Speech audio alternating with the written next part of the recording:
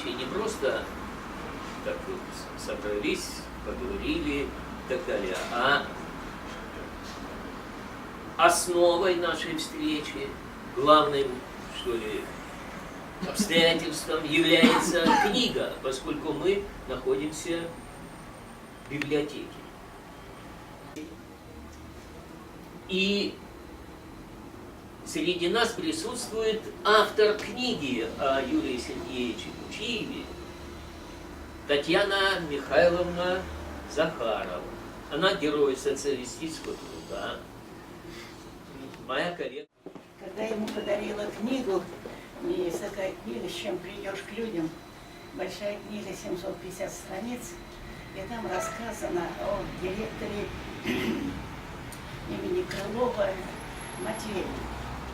Вот он говорит: Татьяна Михайловна, вы так далеки от моей профессии, ну вот я бы очень попросил вас, чтобы вы написали обо мне так же, как о Матвееве, просто о человеке, чтобы вы увидели во мне просто человека, потому что какие бы свершения, какие бы героические подвиги не проходили вообще не только у нас, а не во всем мире, их все-таки решает человек. И вот о таком человеке как раз бы я хотела, чтобы вы хоть коротко и написали. Время как раз, когда я писала, было такое сложное этого человека. Вот. Элегантный, казалось бы, невысокий, но во взгляде, в поступе его, как он себя держит, это был великий. Это просто великий. Это был вот великий человек, богатырь такой. Я, если честно сказать, я чисто растерялась. Он говорит: ничего, ничего, мы поймем. Мы с собой поговорил, он у меня был 2 раза, и рассказал все. И сказал так: Татьяна Михайловна, я человек прямой. Я никогда не позволяю и вообще не признаю, когда искажается история любой страны, и искажается история каждого человека. Она должна быть хорошо ли, плохо ли, но она должна быть справедливой, чтобы в каждом слове, в каждом поступке была правда. Я, говорит, не очень-то люблю, чтобы вы мне писали. Единственный из корреспондентов, которого я в какой-то степени вытерпливаю, это Стругацкий. Я, говорит, человек горячий, могу просто разорвать материал. Я, говорит, не любитель вообще, но вас прошу. И вы знаете, я все-то не буду, как все время, отнимать вас, отнимать, но когда у меня был черновик готов, вы знаете, он пришел, я так не боялась, сел за письменный стол, на рабочее кресло и стал читать черновик. Я на кухне, думаю, сделаю кофе, может быть, что-то такое перекусить. Я боялась чем-то стукнуть, чтобы его отвлечь. Думаю, сейчас вот он меня позовет и что-то такое скажет. Я не иначе бы это самое и вдруг он зовет. Дорогие друзья, вот вы не представляете. Он зовет, встал, потом он сел. И на меня говорит: я вас прошу, Татьяна Михайловна, прочитать последние строчки этого черновика. Если вы не возражаете, эти последние строчки прочитать, хоть вы не знаете. Татьяна Михайловна, вы поближе подойдите сюда. Я могу это... Вот я сейчас прочитаю эти строки. Я пишу.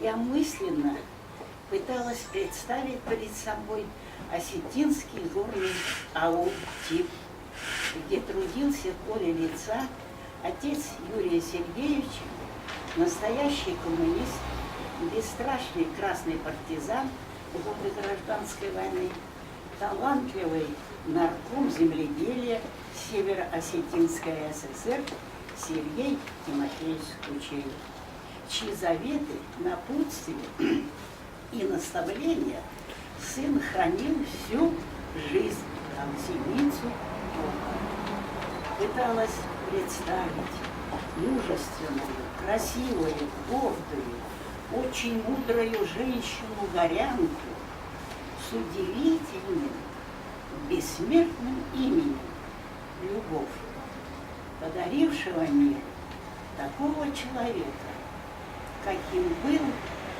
есть и останется в истории в веках ее первенец Юрий Сергеевич. Дорогие друзья, вы представляете, он был юношей, он был молодым, сколько в нем было любви и тепла к родителям, преклонение вот перед ними. Это просто, вы знаете, это отдельная можно поэму написать, какая сила, какая любовь. Вот в нем это, ну, думаю, может быть, это я ошибаюсь. Сейчас что-нибудь вот скажет там переработает. И вы знаете, он хороший человек, равно всем. Так положил ладонь, его холеная ладонь, аккуратная, такая чистая. И сказал таким голосом, можно сказать, что он или как кол бил, или, как говорится, огромным обухом прибил свою руку к этому материалу. И сказал: Татьяна Михайловна, я вас очень прошу, пусть этот материал живет. И я, дорогие друзья, очень рада, что этот материал, какой бы он ни был, небольшой, скромный, может быть, не настолько, как будто что-то понравится, но он живет. Его спрашивают. Я же хожу в морские училища, провожу в Кронштадте уроки мужества по детскому корпусу.